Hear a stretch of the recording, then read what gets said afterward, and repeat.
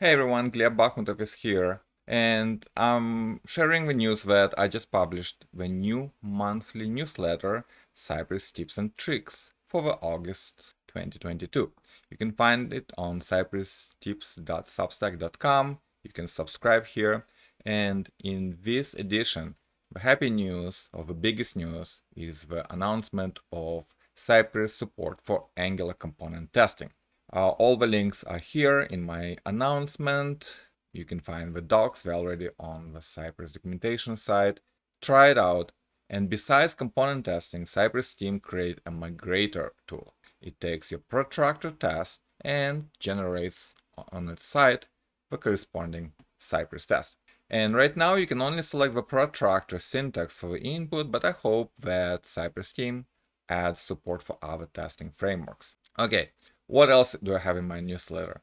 Links to the blog posts that I've written, link to the YouTube channel that has 10 new videos I created the past month, and I usually just include the content that I create in my newsletter. But this time I included a couple of links to third-party blog posts. The first one is by Jochen Schuler, and he shows how he can take TestRail, Test Manager System, click on a button and launch Cypress tests using title or tags, using Cypress grep plugin, using Circle CI system. So really good blog post, highly recommended.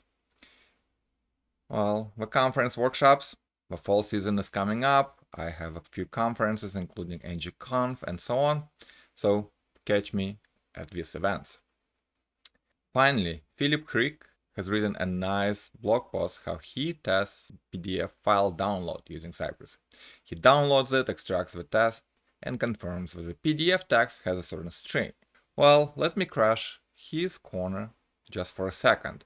I've written a blog post where I continued his test by extracting the HTML, like convert the PDF to HTML, and then write that HTML into the Cypress browser so you can see the PDF right there.